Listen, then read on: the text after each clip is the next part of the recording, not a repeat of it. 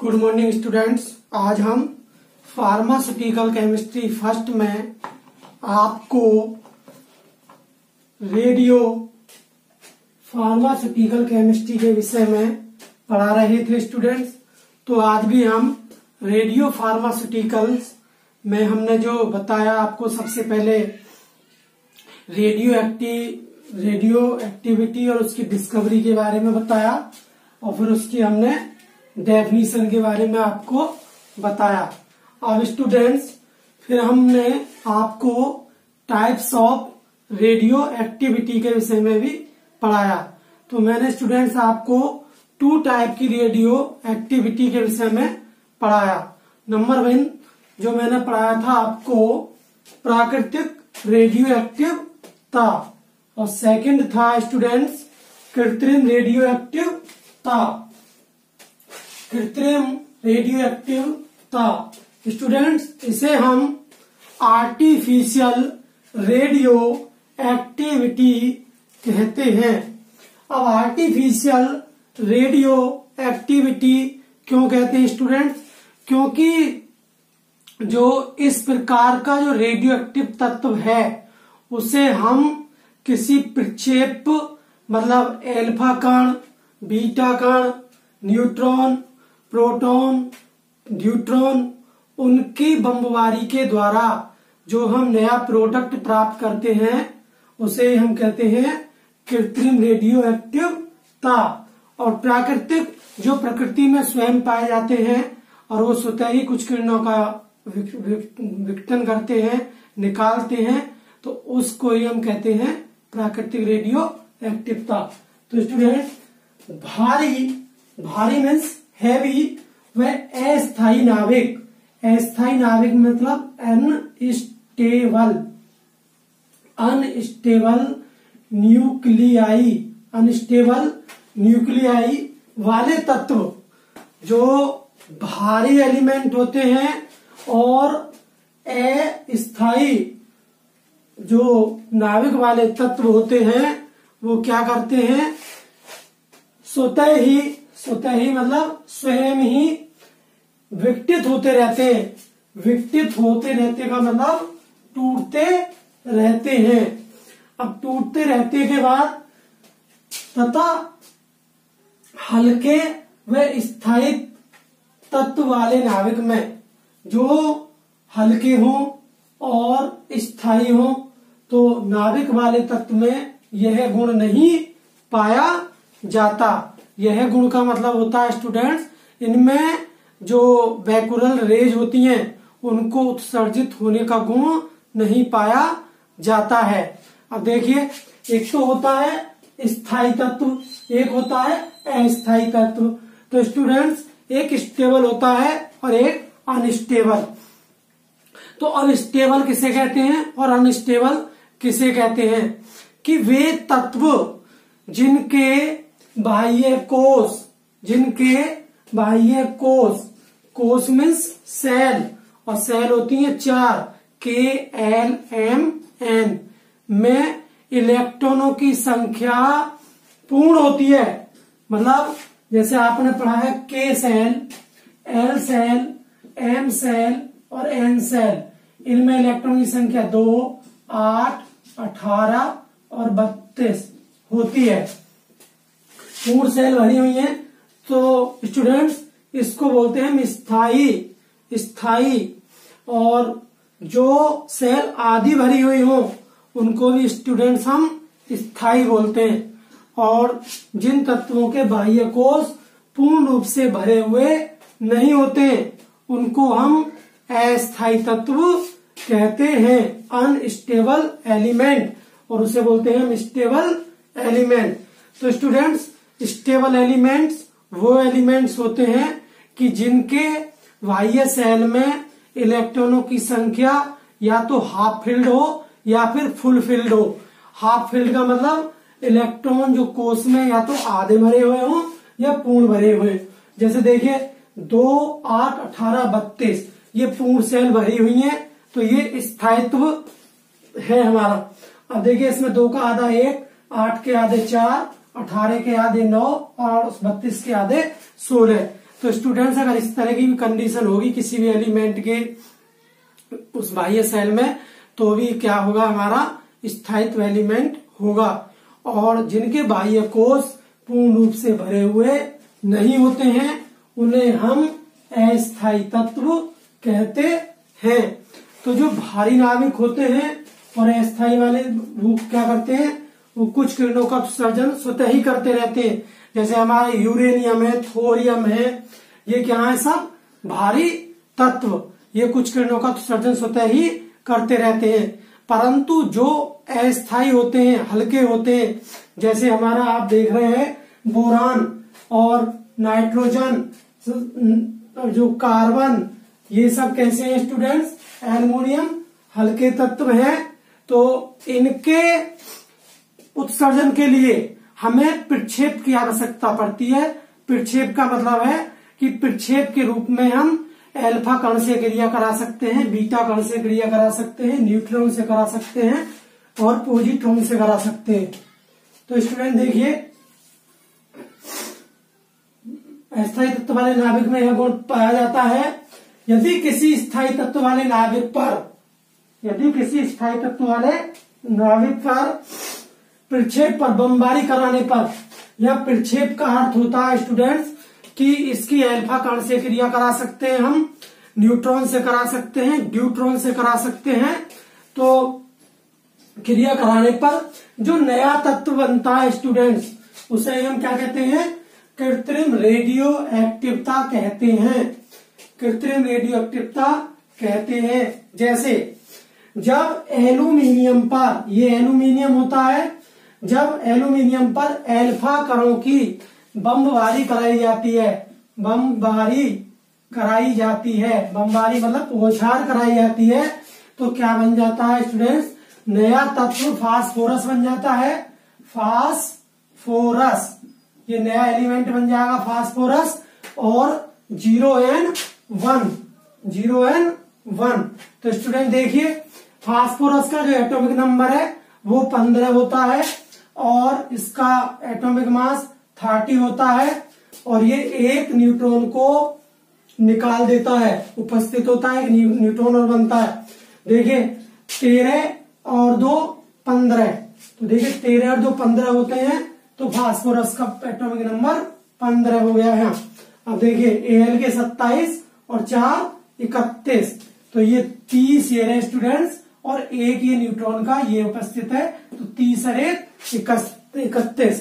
तो देखिए स्टूडेंट्स, जो हमारी ये जो रिएक्शन है, इस ये बैलेंस भी हमने कर दी कि 13Al 27 प्लस 2He4 ये क्रिया कराएगा, तो 15P 30 और प्लस 0N1। तो यहाँ प्रक्षेप के रूप में हम क्या ले रहे हैं स्टूडेंट्स, हीलियम का नाभिक, इसे हम बोलते हैं हीलियम का नाभिक। अब स्टूडेंट सेकंड क्रिया है बोरॉन, इसे हम बोरान बोलते हैं स्टूडेंट, कि जब बोरॉन पर भी अल्फा कण की क्रिया कराई जाती है।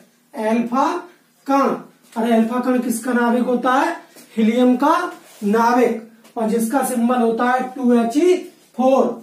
मतलब इसमें 2 प्रोटॉन और 2 इलेक्ट्रॉन उपस्थित होते हैं, और जो इसका मास है वो 4 होता है।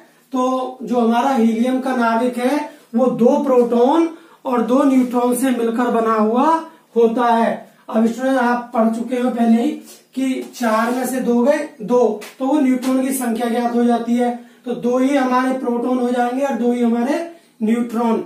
तो इस तरह हीलियम का जो नाभिक होता है उसमें 2 प्रोटॉन और 2 ही न्यूट्रॉन उपस्थित होते हैं। तो स्टूडेंट जब बोरॉन पर अल्फा कण की बौछार कराई जाती है तो क्या होता है, नाइट्रोजन प्राप्त होता है स्टूडेंट, और 0n1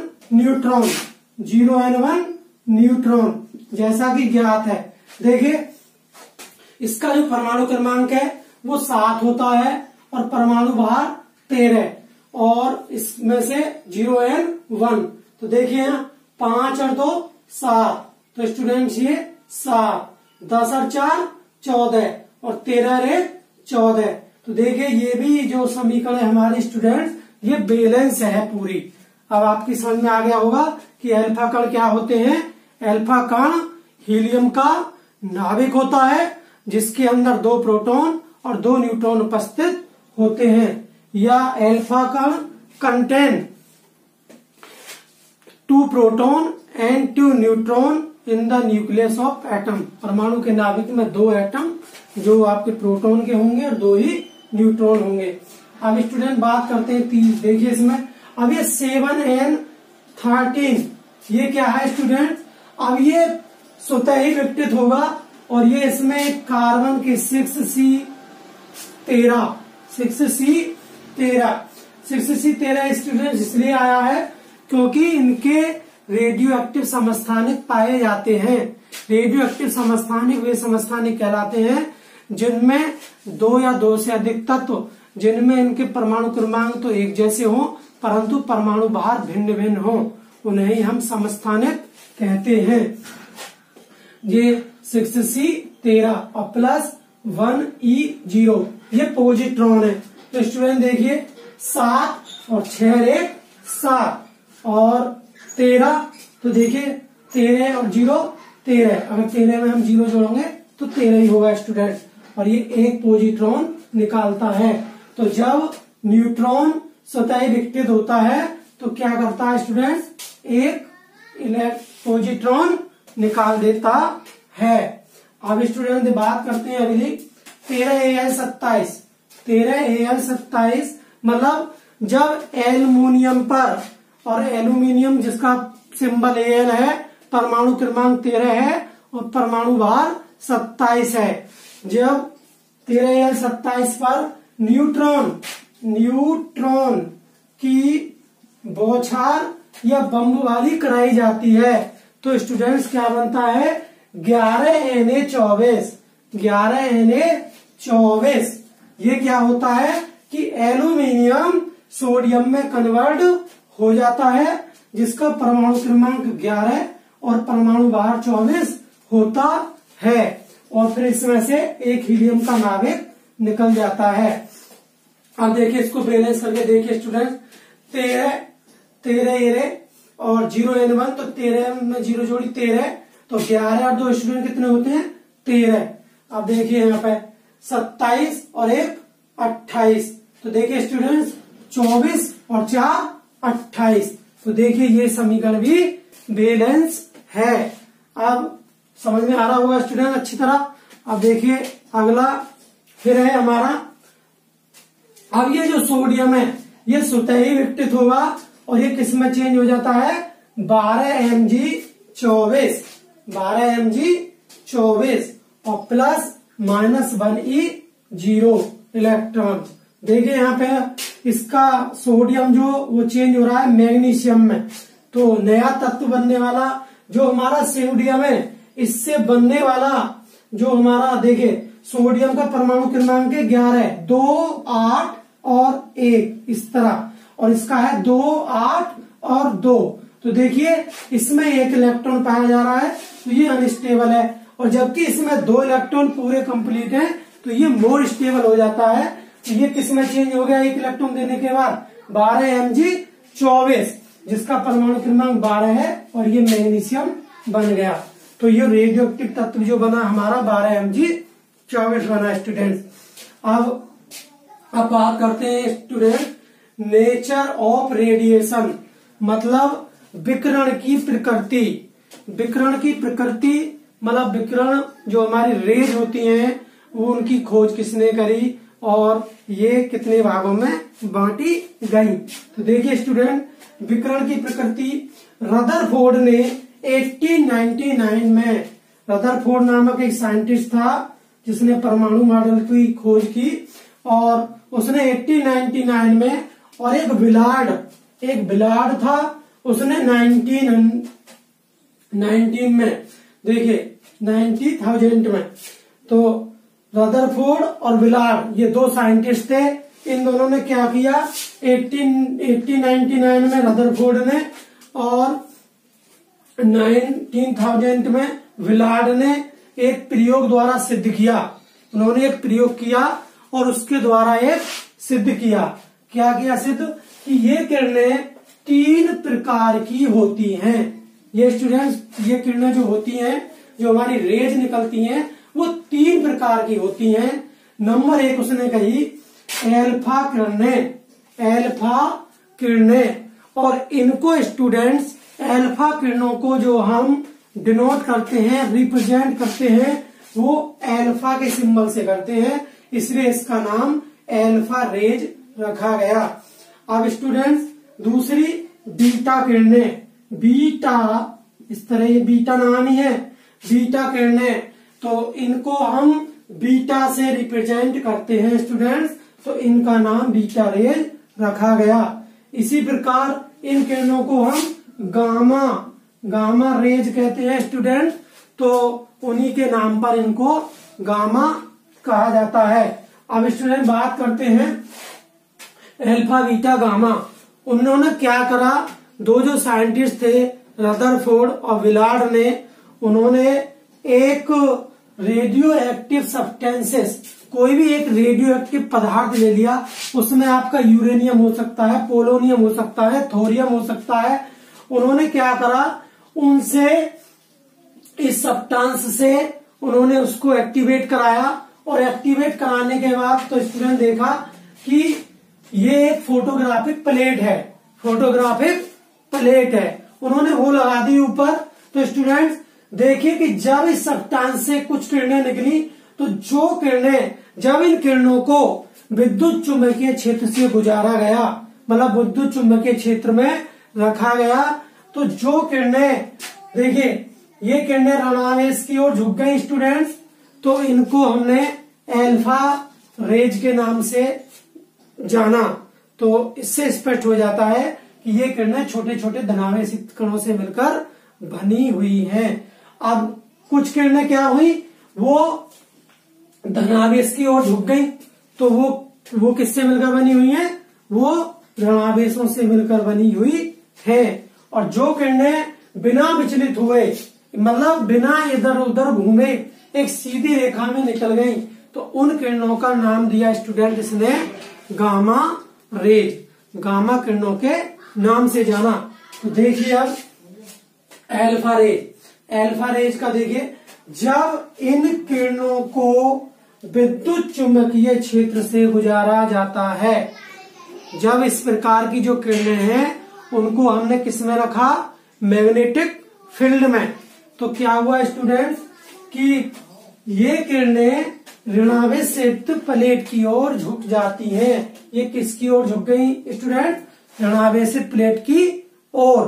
तो ये किरणें ऋणावेशित प्लेट की ओर झुक जाती हैं, जिससे सिद्ध हो जाता है स्टूडेंट कि इन किरणों पर धनावेश होता है, ऋण और ऋण दोनों मिलकर प्लस होते हैं, इसलिए इन पर धनावेश उपस्थित होता है। अब स्टूडेंट बात करते हैं बीटा रेज। अब बीटा किरणों को कहते हैं या बीटा कणों को कहते हैं।